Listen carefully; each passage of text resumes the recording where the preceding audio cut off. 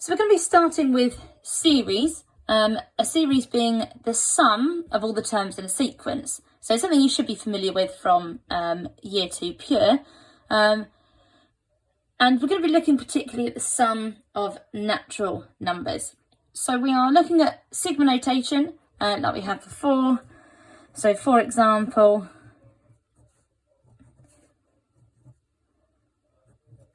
if I had something like this, so I want to find the sum of the sequence of 3r from r equals 1 to r equals 5. So 3 times 1 plus 3 times 2 plus 3 times 3 plus 3 times 4 plus 3 times 5. So that would be an example of a series. So 3 add 6, come up with the 2 in my head. 45. Okay, so that's what we're dealing with series, and that's what we mean by the sigma notation. Sometimes we may put n at the top to represent a generic term, but usually you'll be given a particular number, unless you're going to prove or show that something is the case, which might be more in the second section we'll do rather than what we're doing today. So we've got two rules that you're given. Initially, this is not given to you in the formula booklet. So to find the sum of a series of constant terms, so for example, the sum of the terms 1 from r is 1 to r is n, this is going to be n because it's obviously going to be 1 add 1 add 1 add 1 n times, which is going to be n. We can extend from that. If I add this sequence where a is defined as a constant, so make it an integer, an element of integers, then it would be an. If I said this was 1 and that was 3 and this was 2, it'd be 2 add 2 add 2, which would be 6. 2 times 3 is 6. So these are rules that we've got to just know and understand. Then the formula for the sum of the first n natural numbers. Okay? So r is, so 1 add 2 add 3 add 4 add 5 and so on, because r is the term that we're dealing with. Then we get this sequence, half n times by n plus 1. Now, based on our knowledge of arithmetic sequences with a difference of 1, finding our nth term, we could get to this that way. So we're not going to look at proving it, but it does extend from arithmetic sequences that you would have done in A-level, in pure Year 2. So we'll go through some examples, and as we go through, we'll be sort of extending our knowledge as we go. I'm going to use my colours for the examples, I think, because I'm just sort of doing knowledge as we go along. So example number 1, it says evaluate. Evaluate effectively means work out. So A.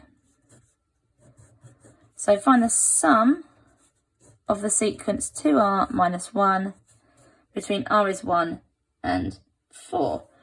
So because we've only got a small number of terms, we can just do it as it is.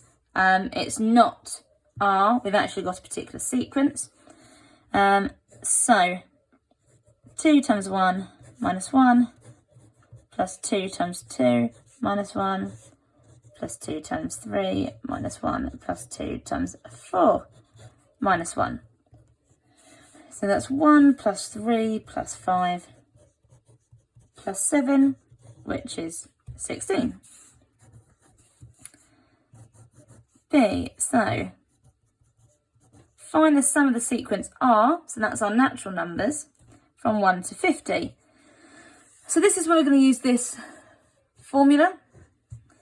So n is 50, so it's going to be a half times by 50 times by 50 plus 1, which is 51, which is 1,275. So it's just simply substituting into that sequence. It's just that you need to remember that sequence, that's all. And then the next one, find the sum of the 21st term to the 50th term of the sequence R.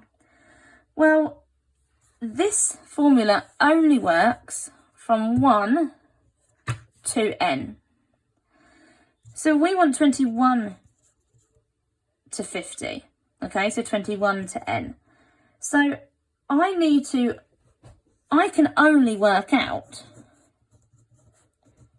1 to 50. So what I need to do is remove the terms that I don't want. Now I don't want the first 20 terms of this sequence. I only want the 21st up to the 50th. So I already know what this is because I've already worked that out, 1,275. Now I've got something in this form. So I'm going to do a half times by 20 times by 21. So 1,275 minus 210, which is 1,065.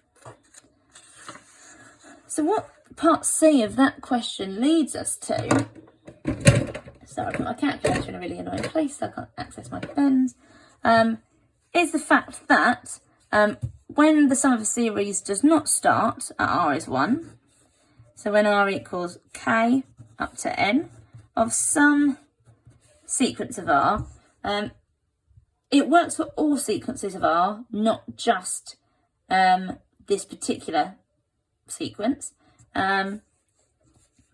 because you will have things like 2r minus 1 and so on, like we had in the first example, just about to see. So it works for all those sequences as well.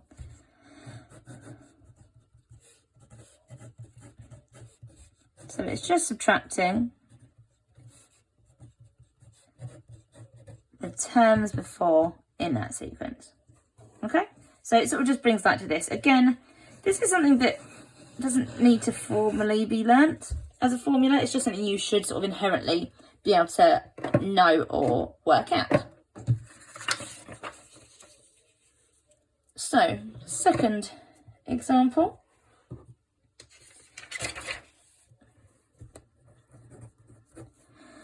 Show that the sum of the sequence r from r is 5 to n is 2n minus 1 is equal to 2n squared minus n minus 10, where n is greater than or equal to 3.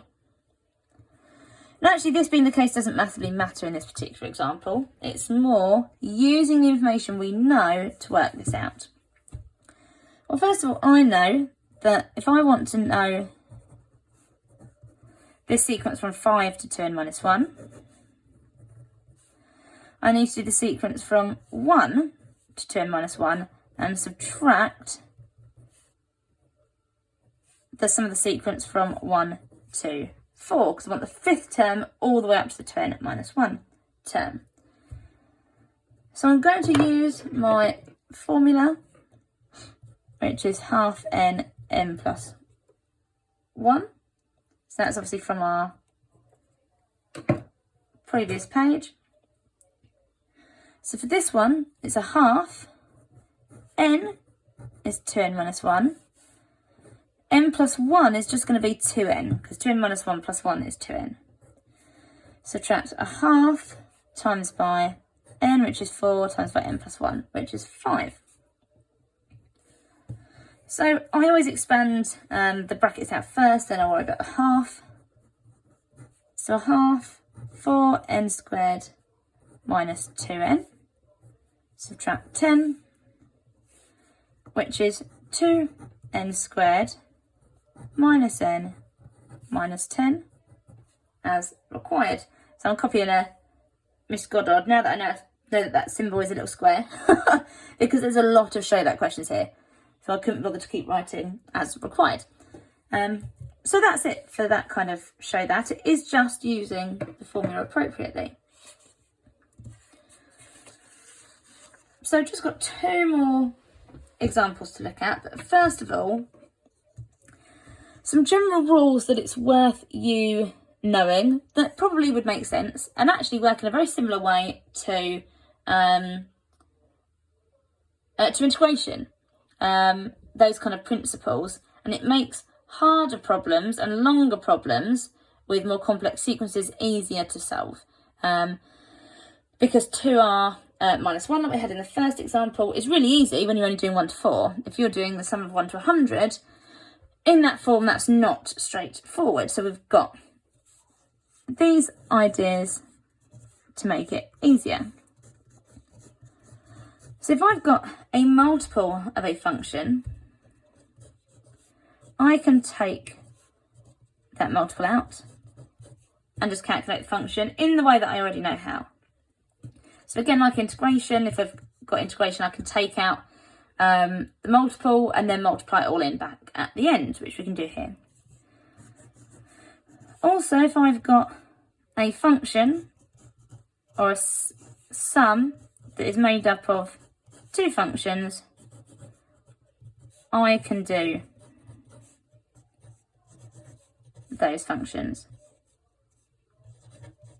separately. So all of that might seem sort of common sense, but it's just to sort of emphasise to you that they are rules that you can use. So example number 3, evaluate, so again work out the sum of the first to the 25th term of 3r plus 1. So like we had before, we obviously wanted to, we would have just substituted the numbers in, but we're not going to when it's up to 25. So the first thing I'm going to do is separate these out.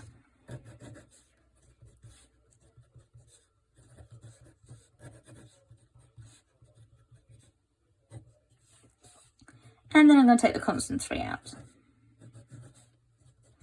Obviously, you would probably do this in that bit in one step, but obviously it's the first time I've introduced to you, so doing it in 2 steps. Remember, if it's between 1 and n, and it's the sum of 1, then it's just n. So 3 lots of, so this formula is 1/2 times by n times by n plus 1.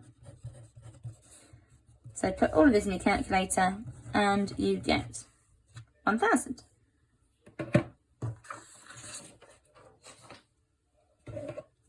Okay, and final examples.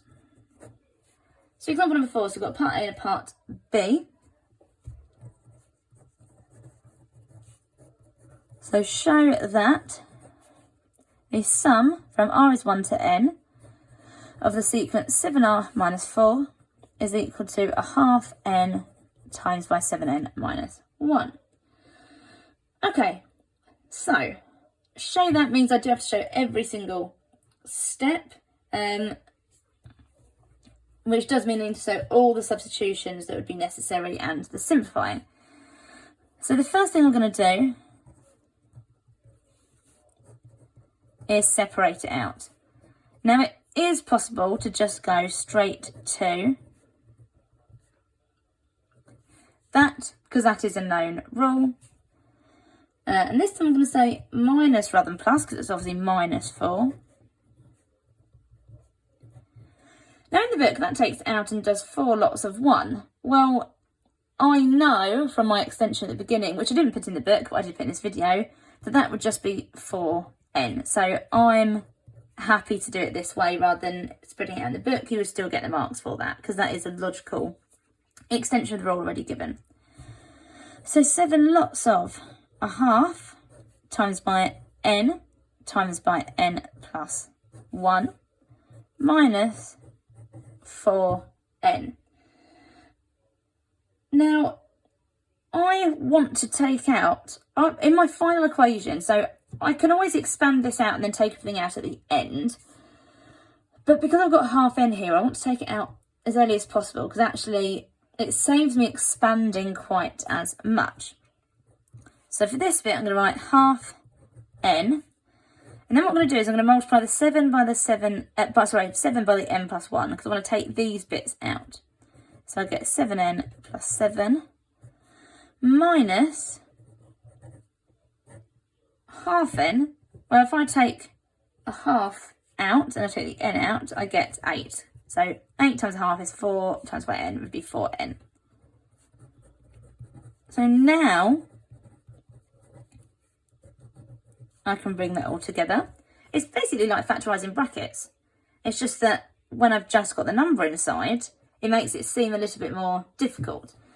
So taking the half n and its bracket 7n plus 7 minus 8, which is equal to half n times by 7n minus 1 as required.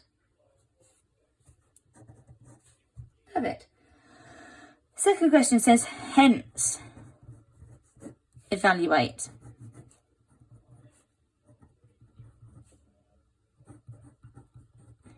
The sum of the 20th to the 50th term of 7r minus 4. Hence means I have to use my answer from the previous question, which is this.